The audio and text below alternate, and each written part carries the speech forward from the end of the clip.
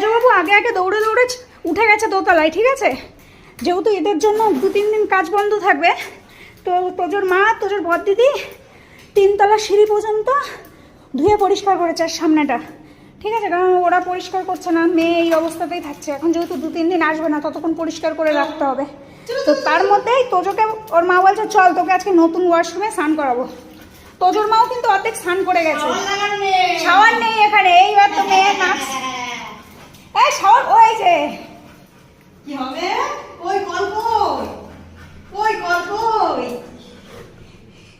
Shower নেই। স্নান কর। মা ও দেয়ালে খুঁজছে শাওয়ার, খুঁজছে তো। কই জল খুঁজছে, কই খুঁজছে না তো, তো কমপ্লিট না আমাদের। খুঁজছে না তো। এই যে শাওয়ার খুঁজছে গো মেয়ে। ওরে বাবা, ওরে বাবা, ওরে বাবা। তোজবাবু থির দাঁড়া, থির দাঁড়া। জল পড়ছে না, পড়বে না, না তোমার এই জল স্নান করতে হবে।